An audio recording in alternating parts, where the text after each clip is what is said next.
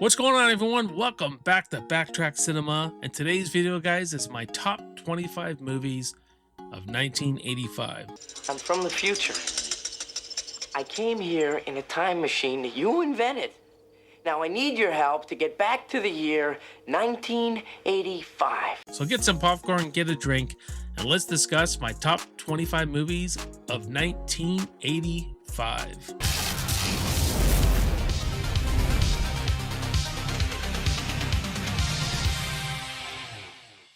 Coming at number 25 is American Ninja. American Ninja is pure mid-80s action comfort food. Michael Dudikoff may not have been the flashiest star, but he fit the era perfectly. Quiet, capable, and deadly when it mattered. Canon Films leaned hard into ninja mystique, simple storytelling, and synth-heavy vibes. It's not polished, but the rough edge is part of the charm. Coming at number 24 is Just One of the Guys. This is one of the smartest teen comedies of the decade, hiding behind a goofy premise. Just One of the Guys tackles gender roles, journalism, and confidence without losing its sense of humor. It's funny, surprisingly progressive, and anchored by a strong lead performance. Beneath the laughs, it actually has something to say.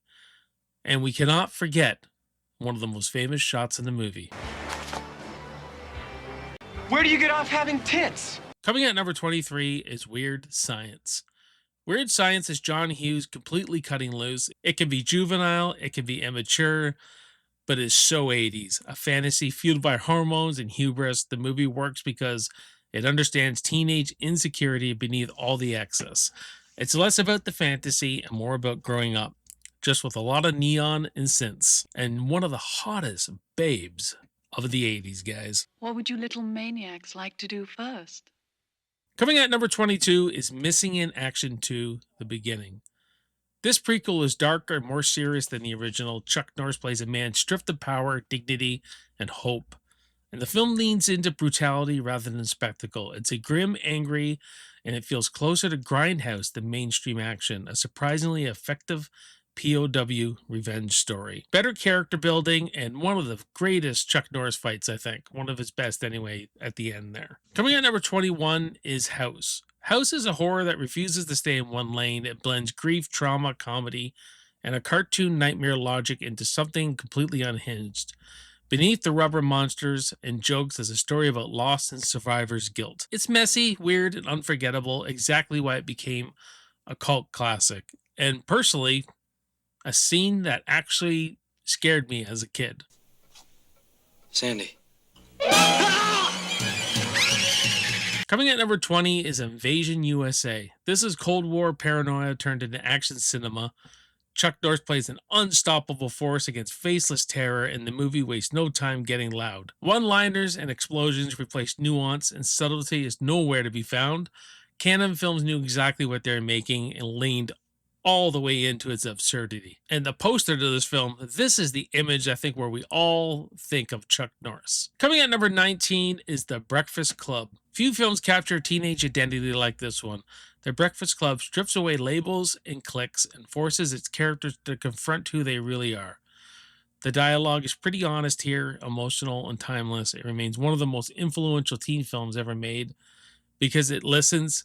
It's a good conversation starter instead of talking down. You'll get a good intense scene between the principal and Bender, a great little soundtrack to go along with it. The only thing about this movie, it probably should be higher, but it was so overplayed when I was a kid and a teenager, and that's why it sits here. Coming at number 18 is One Magic Christmas. This is a Christmas movie that isn't afraid to go dark. It deals with loss, despair, and faith in a way most family films avoid. Mary Steenburgen grounds the fantasy with real emotional weight. It's underrated, heartbreaking, and surprisingly brave for a Disney release. Coming at number 17 is The Goonies. The Goonies is a childhood adventure distilled into pure cinema. It's about friendship, fear, and believing in something bigger than yourself. Every character feels distinct, every moment feels alive. The movie didn't just entertain kids, it made them dream. There's something about putting a bunch of kids together and they go on this little adventure to hold on to their childhood just that much longer. And I love that. And every time I go return to this movie, I think I just have a blast with it. And you just gotta love pirates, man, and you gotta love the sloth. Coming at number 16 is Summer Rental. John Candy shines as the everyman pushed out of his comfort zone. Summer Rental thrives on low stakes conflict and relatable frustration.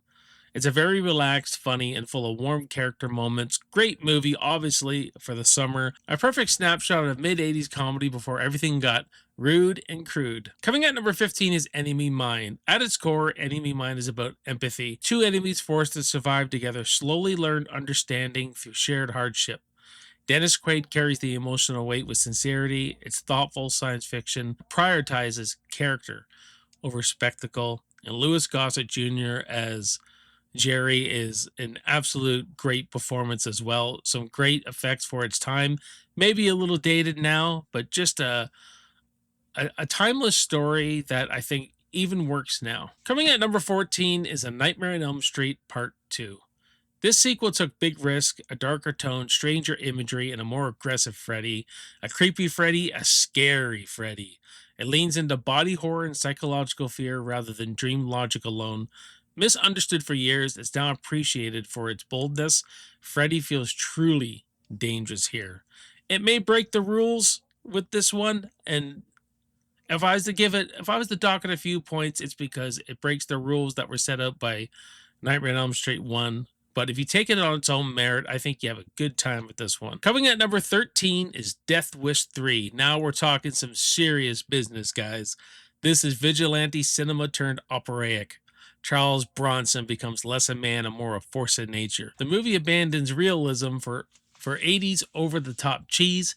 Canon Films understood their audience and delivered justice loud and unapologetic. And we love it for that. I mean, who does not want to see our main villain being blown out of a apartment building with a rocket launcher? And I feel like this is one of the better villains for Paul Kersey. Coming at number 12 is Pray for Death. Absolutely my favorite ninja movie. Sho Kosugi brings something authentic to ninja cinema that few others could. The film places ancient martial arts into suburban America, creating a huge clash of cultures. It's intense, stylish, and sincere in its respect for the discipline.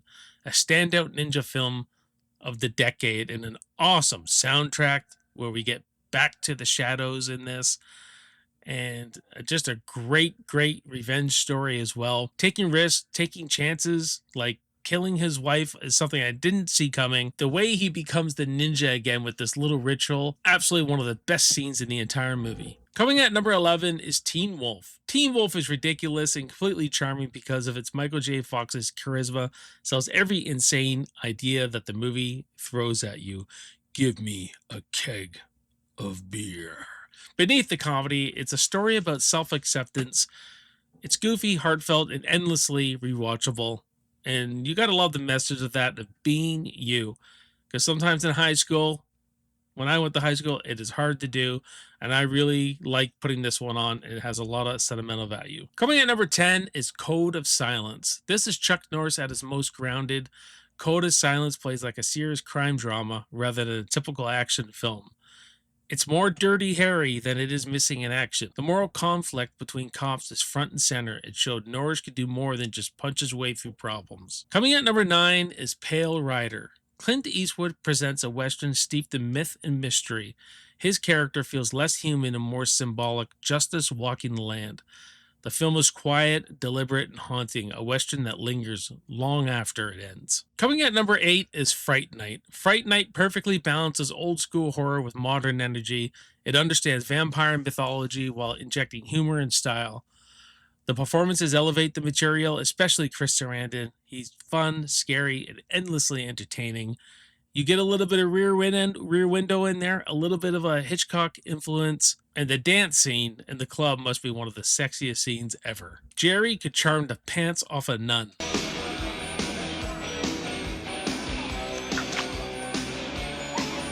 Shouldn't lose your temper, Charlie. Coming at number 7 is The Return of the Living Dead. Come on, man, have some respect for the dead. This movie rewrote zombie rules, fast zombies, punk attitude, and a pitch black humor made it unforgettable. It's chaotic, terrifying, and hilarious in equal measure.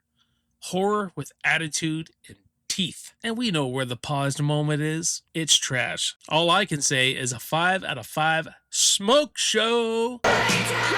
Coming out number 6 is Rambo First Blood Part 2. This is where Rambo becomes basically a cartoon.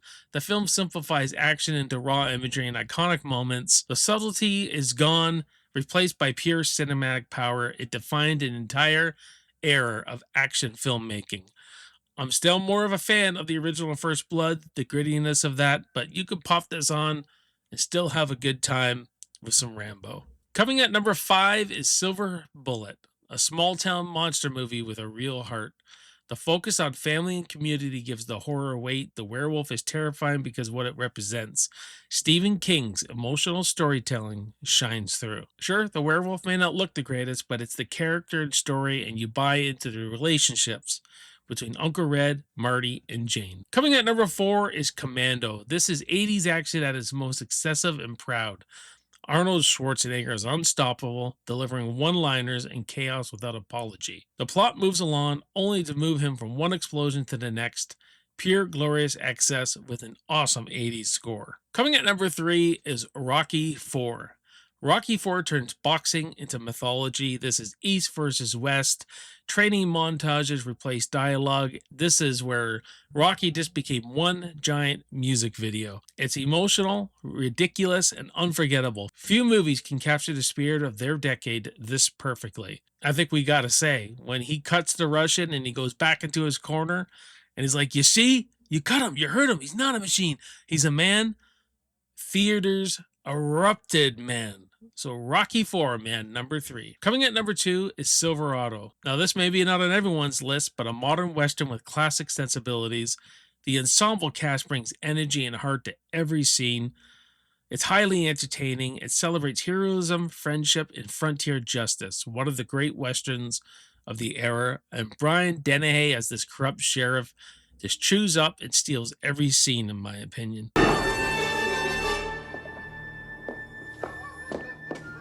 Stella. Thanks for warning me.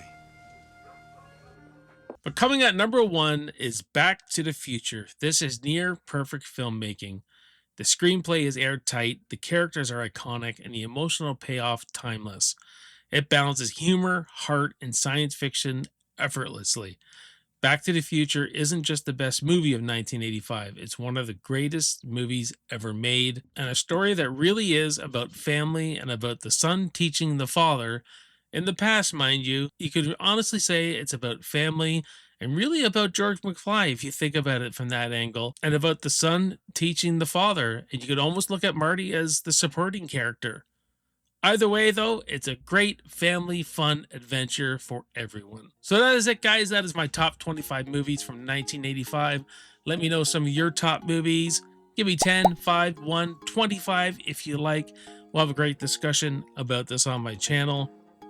Please like, subscribe, look for more videos, hit the notification bell so you don't miss any of those videos. My name is Jason. You've been watching Backtrack Cinema. I'll see you next time, and I'll see you in the movies. Cheers.